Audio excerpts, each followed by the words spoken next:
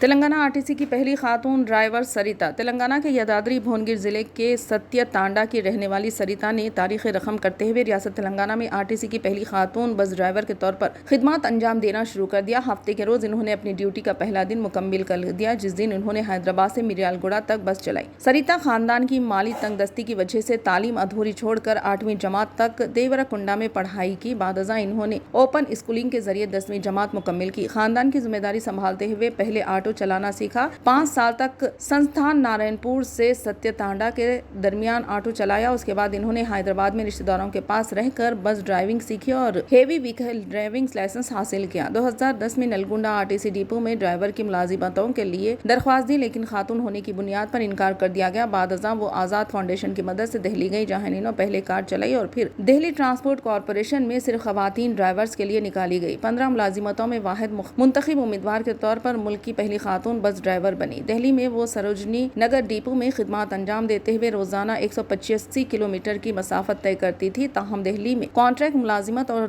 زیادہ اخراجات کی وجہ سے ساتھ ہی معمر والدین کی دیکھ بھال کے لیے انہوں نے ریاست میں ملازمت کی درخواست کی۔ اس سلسلے میں انہوں نے وزیر کومٹ ریڈی وینکٹ ریڈی اور وزیر پونم پربھاکر سے درخواست کی، جنہوں نے مثبت جواب دیتے ہوئے سریتا کو آرٹیسی ڈرائیور کے طور پر موقع فراہم کیا اور وہ آرٹیسی کی پہلی خاتون ڈرائیور بن گئی۔